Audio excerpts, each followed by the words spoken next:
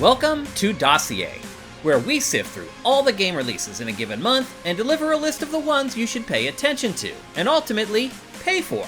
The last couple months have been solid, but loaded with the big releases at the end of the month. September 2024 is different. There's a big game or two every single week. Supermassive has built its name on creating some of the greatest horror adventures in the industry. Its run started with Until Dawn back in 2015, before moving on to the Dark Pictures franchise and The Quarry. It does one thing, and does it very well, and its next game is the casting of Frank Stone. This one dives into the Dead by Daylight universe as a group of teens gets mixed up with the titular murderer's legacy. These games always give players agency over how things play out, so good luck trying to save this band of boppers. The Astrobot franchise has mostly existed as a tech demo for PlayStation's various VR initiatives, but the little bucket of bolts sure is cute. So cute, in fact, that he's become extremely popular with PlayStation's fans. And so popular, in fact, that Sony has picked up on it and gifted the pint-sized contraption with its own non-VR video game. Astrobot is a throwback to the classic era of 3D platformers, where the worlds are just as big as the fun. Gameplay variety is the name of the game. 1 minute you're navigating harrowing platforms, the next you're racing through psychedelic landscapes, and after that you're taking on a gigantic boss. If you want to play more games like this, you should support games like Astrobot. If you're looking for something a little more traditional and gritty, in September, look no further than Warhammer 40k Space Marine 2. This throwback to the early aughts has you hacking and blasting your way through waves of Tyrannid sinew. If insect blood makes you squeamish, the forces of chaos return to provide more traditional gore fodder. The game is not for the faint of heart, but its cooperative options should be great for playing with buddies as you marvel in the abject depravity of a battlefield littered with leg and limb. Best of all, both melee and gunplay are on equal footing, so you can play exactly how you want. Few people remember that Test Drive is the first racing franchise to go open world. Without the roads paved by this innovative series, we wouldn't have other classics like Forza Horizon, Burnout Paradise, and so many more. Solar Crown is a love letter to luxury cars, so expect liveries from Lamborghini, Aston Martin, Audi, Mercedes, BMW, Ferrari, Porsche, Bugatti, and so many more. Set in Hong Kong, the game wades into the battle between the Sharps and the street's car gangs, while its varied terrain will keep your hands at 3 and 6. Build and evolve your own headquarters in this all-encompassing Gearhead experience. One of the bigger sales disappointments from the last half-decade is Final Fantasy XVI. We absolutely loved it, and gave it a glowing review on GameFace, calling it the best Final Fantasy since the franchise's heyday. At that point, it was only available for the PlayStation 5, which was still growing its installed base. It turned out to be a massive mistake, but Square Enix is trying to rectify that by releasing the game for a new audience on PC. It comes complete with all the bells and whistles you'd expect from a PC game, and its action and combo-driven combat will lock you in for its considerable runtime. We love it. It should be even better on PC. Buy it. When the year started, many had the Plucky Squire on their shortlist for Indie Game of the Year. Then the months kept rolling by, and we heard nothing about it.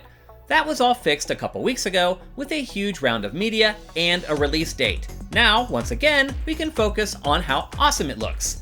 In this 2D-3D hybrid, a storybook comes to life and its characters leave its boundaries for some of the more innovative presentation and mechanics you'll experience this year. If you're someone who likes to reward artists who break the boundaries, or maybe have a kid to play with, the Plucky Squire is a great choice. We've included Greedfall II with some caution because its development team recently criticized the game's publisher for forcing it out before it's complete. So there's a chance that the game is delayed or it's just not great. But we played the first Greedfall and we are big fans, so we're giving the sequel the benefit of the doubt. It's set 3 years after the original, and you play as a new protagonist who leaves his or her island home to visit the mainland and ultimately stop colonizers from destroying it. Of course, this franchise is all about the Malachor plague, and it's even worse in this densely populated area. But just like with us putting Greedfall II on this list, the risk is worth it. Usually with new Zelda games, they're announced and then released several years later. But The Legend of Zelda: Echoes of Wisdom is different in several ways. First, it was just announced in June, and it's launching a few months later. And second, it stars Princess Zelda in the leading role instead of Link. The hook is that Zelda can use her fancy tri-rod to create echoes. Basically, everyday objects like tables and trampolines or monsters she can use to fight enemies or solve puzzles. This mechanic goes even deeper with the binding option. It's a brand new tale with a brand new design that satisfies cries from fans that echo through the decades. We're not quite sure why EA is bothering to release a new football game this year, since last year's outing is still at the top of the European sales charts.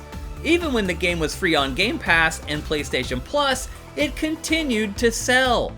Not too shabby for the publisher's first game without the FIFA license. Now, we'll see EA's fitness to deliver again and again. This season, there's a new Ultimate Team variant called Rush, tweaks to FC IQ, and a more thorough integration of the women's game. It's nothing earth-shattering, but when players line up year after year without question, EA isn't exactly pressed to drastically change its strategy on the pitch. It's been almost a year since Starfield launched. While it fell well short of saving Xbox Series hardware sales, most players enjoyed their time with it.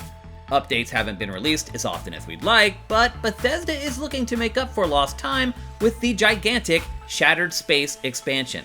Not only does it add a ton of story content and other goodies, it fundamentally changes the tone of the game. Gone is the NASA punk aesthetic that was championed pre-launch.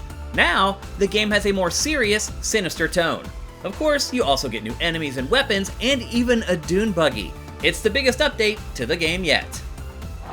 Thanks for checking out our rundown of all the games worth buying in September 2024. If you like what we're doing, head to patreon.com/SIFTD and give us a pledge if you can. For just $4 a month, you get Game Face 4 days early, Pactor Factor a week early, and the rest of our content, like this show, at least 3 days early. Have a great month of gaming, and we'll see you again in October.